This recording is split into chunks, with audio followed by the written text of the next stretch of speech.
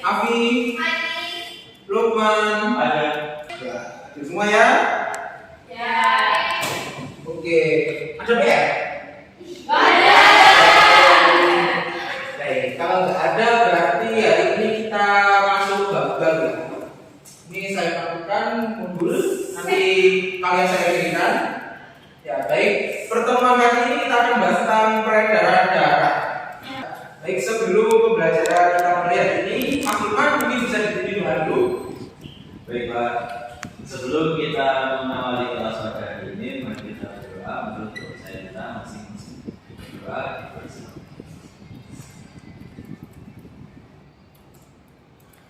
Selesai. Baik, terima kasih Mas Lukman. Kita lanjut ke membahas sistem peredaran darah manusia. Saya mau tanya dulu, di sini siapa yang pernah jatuh sampai berdarah? Hampir semua ya pernah ya? Ya. Saat kalian jatuh di luka itu apa yang kalian amati? Sakit. Warnanya apa? Secara umum mungkin kita mengira darah itu warnanya hanya merah, tetapi ternyata di dalam darah itu terdapat banyak sekali komponen. Tidak hanya darah merah, tapi ada juga darah putih. Untuk itu, tujuan belajar kali ini yaitu yang pertama, untuk mengidentifikasi sistem peredaran darah yang ada pada diri manusia. Lalu untuk menganalisa keterkaitan antara organ-organ menyusun peredaran darah, serta untuk mengetahui apa saja gangguan dan penyakit yang ada pada peredaran darah. Untuk yang pertama, kita masuk ke aliran darah manusia. Seperti yang kita tahu ya, darah itu dipompa oleh jantung. Nah, dan faktor uniknya, jantung itu memompa darah terus menerus, tidak pernah berhenti. Kalau kita berhenti, saja kita pasti mati. Jadi, untuk peredaran darah ini dibagi jadi dua. Ada yang bisa dibuka? Saya Pak. Ya, bisa dua. Peredaran darah manusia itu dibagi menjadi dua, ada peredaran darah besar dan peredaran darah kecil. Oke. Baik, benar ya.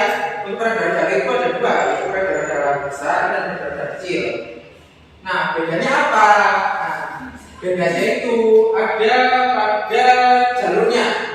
Untuk peredaran darah kecil atau peredaran darah pulmonalis itu darah melewati paru-paru, yang mana darah dari seluruh tubuh itu masuk melalui bilik melalui serambi kanan, lalu dilanjutkan menuju arteri pulmonalis, menuju paru-paru untuk melakukan pertukaran oksigen.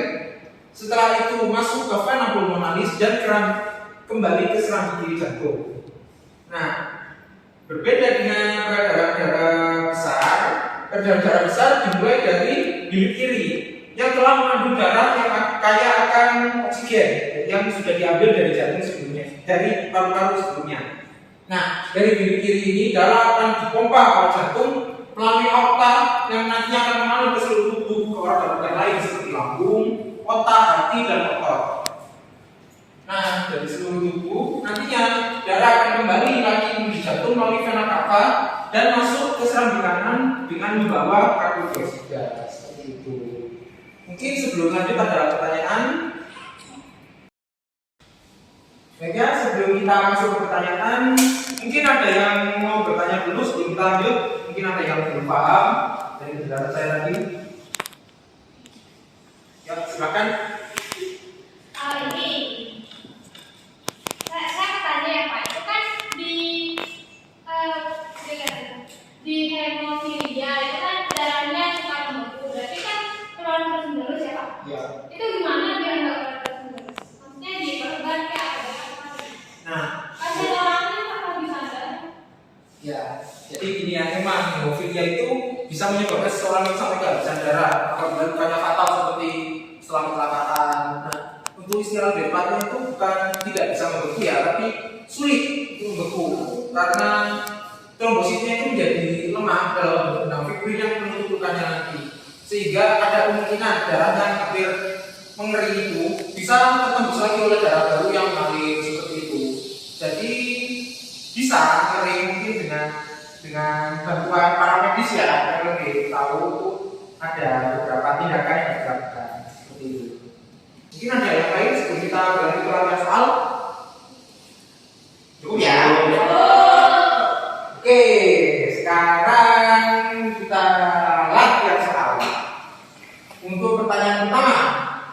dari seluruh tubuh yang masuk ke jantung pertama kali masuk ke ruang yang bisa langsung angkat tangan.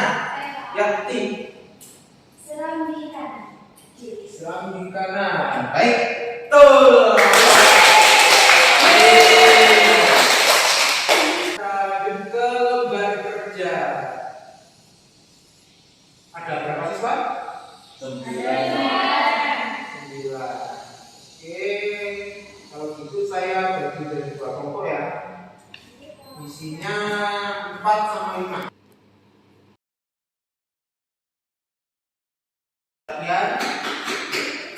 Jadi di lembar kerja ini saya punya video. Itu ada simak ya, karena itu membahas tentang hal yang akan kita diskusikan pada KPD kali ini. Aku tanya, Ya. di analisis hasil pengamatan ini isinya apa aja ya? Ya, di analisis itu nanti dari yang ini kan sudah ada skema.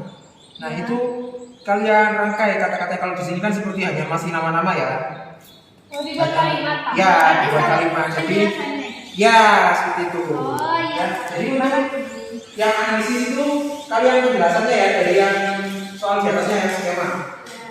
Ya, terima kasih Pak. Ya. Kenalkan, nama saya Muti, perwakilan dari kelompok 1 akan menyaksikan hasil dari LKPD kelompok kami.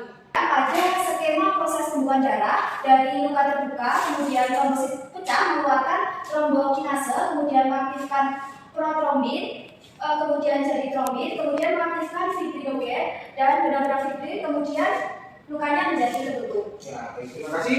Aplaus dulu semua kalian. Selanjutnya ini saya punya latihan soal di modul yang sudah saya berikan tadi, bisa dipilihnya dan nanti dikerjakan ya.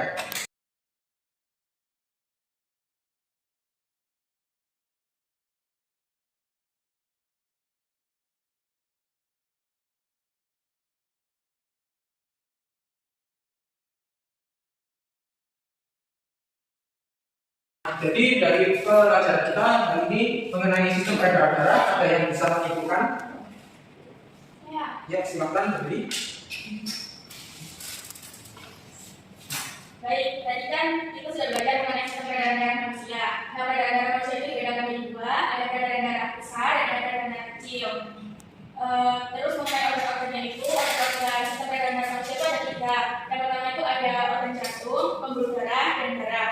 Nah, di darah sendiri ini dibagi menjadi 2, ada plasma darah dan sel darah. Nah, sel darah ini dibagi menjadi 3, ada sel darah merah, sel darah putih, dan keping darah. Ya. Sudah. Baik, sudah. Jadi begitu ya. Dari pembelajaran pada darah kali ini kita mengetahui bahwa darah manusia itu terdiri dari 2 komponen utama, yaitu plasma dan sel darah. Di mana sel darah ini dibagi menjadi 3. Yang pertama adalah sel darah merah yang berperan untuk membawa oksigen dan nutrisi seluruh tubuh. Sel darah putih sebagai imunitas tubuh dan keping darah yang berperan dalam pembukaan luka saat kita terluka. Jadi mungkin hanya sekian pertemuan kali ini. Untuk pertemuan minggu depan kita akan lanjut ke materi selanjutnya, atau mungkin kita akan bahas lebih dalam lagi mengenai penyakit-penyakit dalam darah. Jadi mohon dipersiapkan, belajar dulu. Kita akhiri, kita berdoa bersama dulu. Mungkin Mas Iman pimpin doa lagi.